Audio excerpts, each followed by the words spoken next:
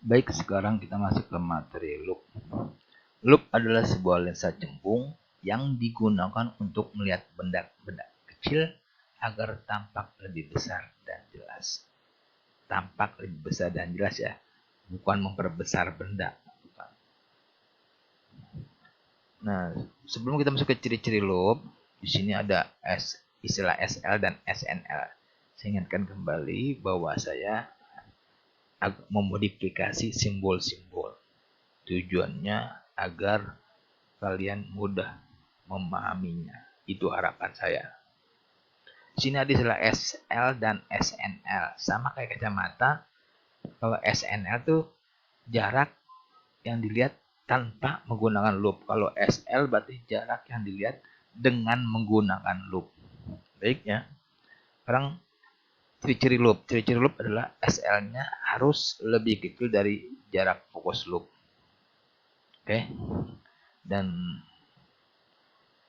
yang lainnya bisa kamu baca sendiri. Rumus loop yaitu ada dua, yaitu M total atau bisa juga disebut perbesaran angular. Jadi boleh M total, boleh juga perbesaran angular. Itu rumusnya adalah STD per SL. Ingat ini ada STD. STD itulah jarak titik dekat. Jarak titik dekat itu tidak harus 25 cm. Hati-hati. Banyak jebakan sini karena di soal kadang jarak titik dekatnya bukan 25 cm. Karena 25 cm itu 25 cm adalah jarak titik dekat mata normal. Oke. Jadi saya ulangi, perbesaran rumusnya adalah STD per SL. SL itu jarak saat kita menggunakan loop. Itu rumus perbesaran loop. Lalu rumus yang kedua yang bisa kita gunakan adalah rumus P sama dengan 1 per F sama dengan 1 per SL ditambah 1 per SNL. Di sini saya tekankan yaitu pengamatan. Kalau kacamata pengamatannya itu adalah SK. Sedangkan untuk loop pengamatannya itu adalah SNL. Di mana SNL itu nilainya selalu minus karena maya. Ya, SNL itu sifatnya selalu maya tegak diperbesar. Nah, ini kenapa minus? Ini maya. Ya, lalu sekarang kita lanjut ke contoh soal.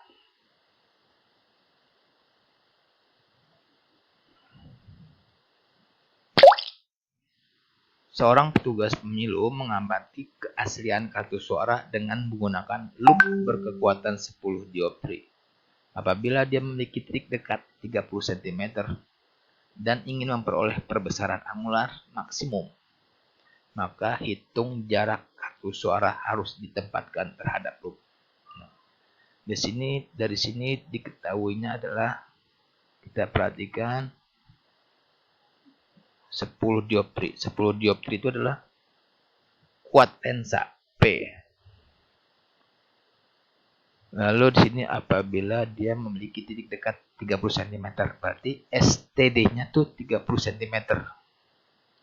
Ingat tuh ya, bukan 24 cm. Dia STD-nya 30 cm. Berarti dia matanya tidak normal nih untuk melihat jarak dekat. Sekarang lalu ingin boleh memperoleh perbesaran angular maksimum. Diketahuinya dulu kita tulis P dan STD. Oke. Lalu pengamatannya tuh akomodasi minimum, akomodasi maksimum, atau jarak tertentu. Berdasarkan soal, maka lihat. Ingin memperoleh perbesaran angular maksimum. Kalau perbesaran angular maksimum berarti dia melihat jarak dekat. Maka pengamatannya adalah akomodasi maksimum dekat. Lalu ingat, ini pengamatan loop, berarti SNL, bukan kacamata ya. Kalau kacamata kan SK, ini kan loop, maka ini SNL. Dan SNL itu selalu minus. Ingat, nilainya selalu minus. Karena dekat, maka dia min STD. Nah, STD-nya berapa? STD-nya adalah 30 cm atau 0,3 meter. Seperti ini. Ya. Yang ditanya apa? Ditanya adalah jarak kartu suara harus ditempatkan terhadap loop. Berarti dia jaraknya jarak pada saat menggunakan loop. Berarti SL. Nah, bagaimana penyelesaiannya? Kita lihat penyelesaiannya. P sama dengan 1/F sama dengan 1/SL plus 1/SNL. Kita gunakan rumus yang kedua. Bukan rumus yang nomor 1. P-nya itu 10 sama dengan 1/SL. SL-nya belum diketahui. Plus 1/SNL. SNL-nya ini yaitu besarnya minus 30 cm atau 3/10 meter. Karena ada P-nya, maka biar aman kita gunakan satuan meter.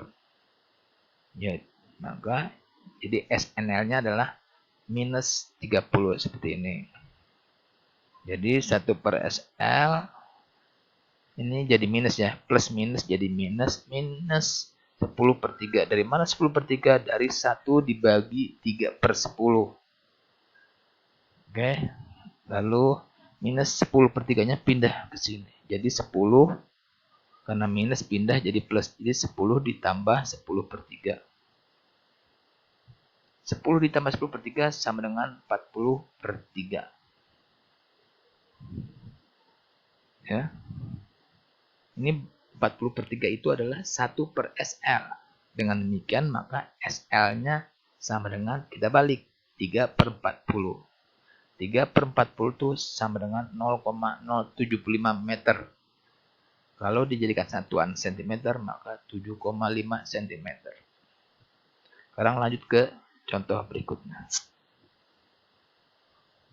Seseorang dengan titik dekat 50 cm memakai loop untuk mengamati benda-benda kecil. Jika perbesaran dengan mata berakomodasi maksimum 2 kali, maka kekuatan lensa yang digunakan adalah, sekarang kita tentukan diketahuinya dulu. Diketahuinya 50 cm itu titik dekat STD. STD-nya oke. Lalu perbesaran mata berakomodasi maksimum 2 kali, berarti ini M. M-nya 2. Oke. M-nya 2, STD-nya 50. Pengamatannya. Dia ingin mengamati apa nih? Mengamati jauh, dekat, atau jarak tertentu. Berdasarkan dari soal ini, memakai loop untuk mengamati benda-benda kecil. Berarti kan loop itu kan melihat dekat. Maka akomodasi maksimum dekat. Kalau dekat berarti SNL-nya adalah min STD. Sesuai dengan in dekat berarti STD dekat. Kalau jauh berarti STJ titik jauh. Berapa STD-nya? STD-nya adalah 50 cm atau 0,5 meter. 0,5 meter itu adalah setengah meter. Kan ditanya apa? Ditanya adalah kuat lensa P. Penyelesaiannya adalah ini. P sama dengan 1/F sama dengan 1/SL plus 1/SNL.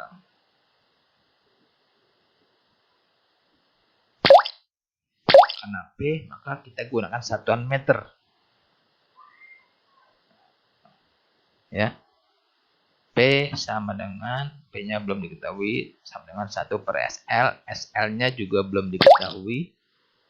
Yang diketahui baru SNL, yaitu min setengah. Ya, min setengah.